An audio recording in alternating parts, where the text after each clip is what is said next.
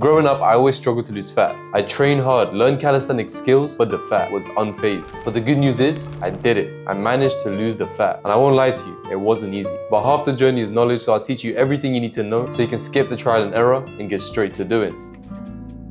Losing fat isn't just a physical journey. It's mental, spiritual, and physical. And it's not just tracking your calories and going to the gym. If it was that simple, then everyone would be lean. And just know, there will never be a secret diet, a secret method, and some form of weight loss drug that will give you long-term sustainable results. So if someone tells you to only eat steaks, or that fruits are gonna make you fat, or vegetables are gonna destroy your gut, just block them immediately. There is too much misinformation online and way too many people trying to sell you quick fixes. But losing fat was never about a secret technique or a magical diet. It's about changing yourself fundamentally as a person. Undoing bad habits, learning good habits, learning how to eat, learning how to move, and understanding what it truly means to become a lean person.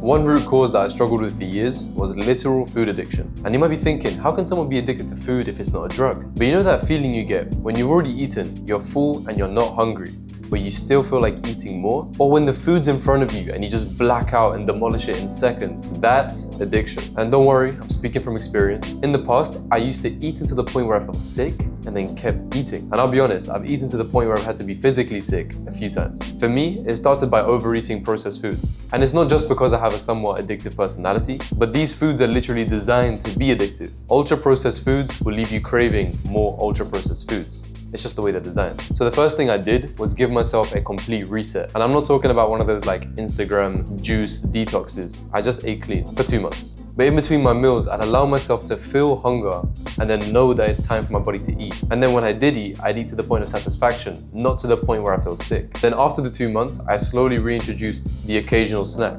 During this time, I also realized something. People who are naturally lean don't say yes to everything. They allow themselves to say no. For example, whenever someone used to offer me a cookie or a chocolate or a sweet, I would always say yes. But then later on, if I'd offer them something, they'd simply say no. And from that point onwards, instead of saying yes to everything, I took a step back and thought, do I really want this? Am I just craving it? Is this something that I need right now?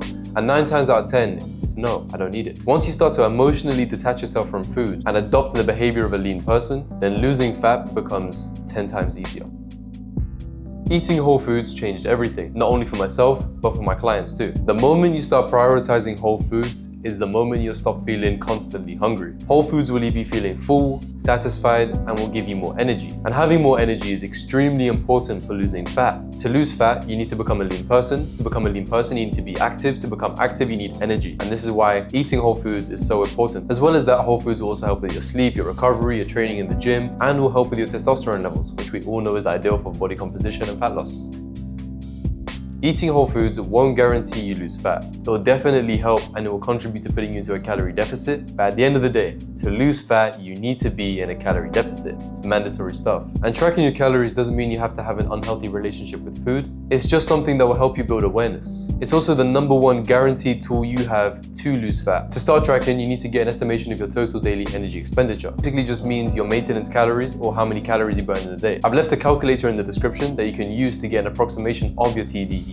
Once you enter all of your metrics accurately, take 500 away from this number, and this will put you into a 500 calorie deficit. A 500 calorie deficit is enough for you to feel motivated and see progress quickly, but it's also not deep enough to the point where you feel like you're overly restricted or starving. Please don't try to eat in a 1000 calorie deficit because you'll be essentially starving yourself. And if you starve yourself, you will binge and you will undo all of your progress. Once you've lost the fat, track for 2 months to eat at your new baseline. Once you've learned how to eat at your new baseline, you never have to track again. You only have to get lean once. And if you have been struggling with fat loss for a while and you need some guidance to make sure you get there, just press the link in the description if you want to work one-on-one with me.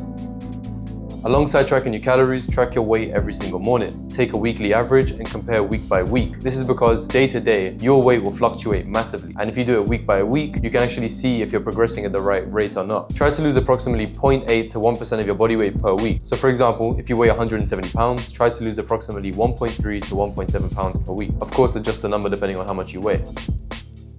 Over the years, I've found some incredible diet hacks that have not only worked for me, but for my clients to help them lose fat. And the first one is simple, yet extremely effective, and that is soup. Specifically, a clear broth soup filled with whole foods. And I guarantee you, the first time you try this, you'll feel like you're cheating life. It's a cheat code. It genuinely is a cheat code. And I'll be honest, I abused this method to the point where I had veins on my abs. Imagine, it's nighttime, you're hungry, and you now get to eat an extremely massive meal, extremely filling, to the point where you're so full that you feel like you should be gaining weight the next day. You wake up, step on the scale, and you've lost weight.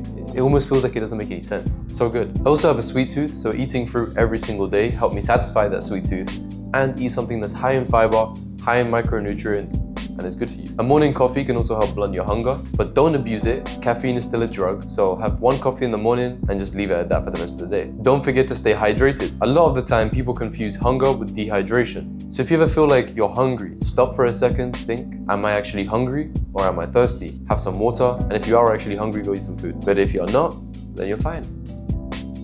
Having more muscle will speed up your metabolism. And this is because muscle is metabolically active, which means it will literally cost calories to keep onto your body. It's not for free. You're literally renting your muscle, which means the more muscle you have in your body, the more food you can eat while still staying lean. As well as that, having more muscle in your body actually makes you look leaner than you are. If you get two people, one who's been lifting in the gym for 5 years and one who's never trained before, and they're both at 15% body fat, then their bodies will look completely different. In order to build muscle effectively, you need to start by prioritizing your compound movements. These are exercises that recruit many muscles at once. For example, your bench press, rows, pull-ups, dips, shoulder press, squats, RDLs, and any other solid variation of these exercises. Alongside your compounds, make sure you're doing isolations to target smaller muscle groups, and try to have an 80-20 split between your compounds and your isolations, as your compounds will build the majority of the muscle in your body. And please, make sure you're pushing yourself hard in the gym. If you don't give your body a reason to adapt, then it won't. Progressive overload is key, and to apply progressive overload, you essentially have to train harder than last time.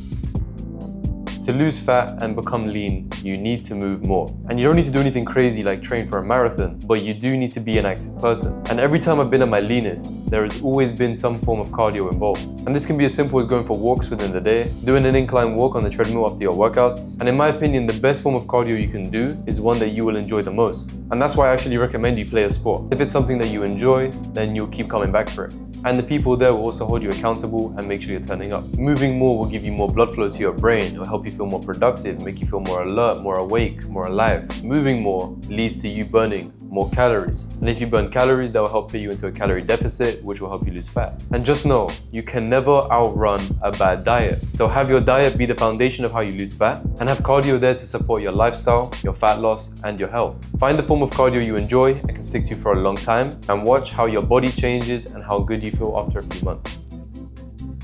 If you do everything we've spoken about today, you will lose fat, guaranteed. You have the plan, you have the habits, you have the diet hacks, you have the mentality, you have everything you need to lose fat. All you need now is the discipline to stick to it. And everyone has their own methods to stay consistent. But me personally, I prefer to make a massive change at once. And the bigger the initial change, the more momentum you have to keep going. So even if 1 or 2 habits fall off, if you can maintain the majority of them, then you'll see massive progress. And to be honest, it's fine if you feel uncomfortable. That's normal. You're literally recreating yourself. It's not supposed to be a comfortable process. But go for it, enjoy the process. And if you ever do fall off track, save this video to your notes, come back to it every time you do fall off, and then get yourself back on. And once again, if you are serious about making a change, just go to the link down below to work one-on-one with me. Anyway, like and subscribe if you enjoyed the video. If you have any questions, let me know in the comments and I'll do my best to reply. And as per usual, it's been a pleasure talking to you. My name is Iyad Harishi, by the way.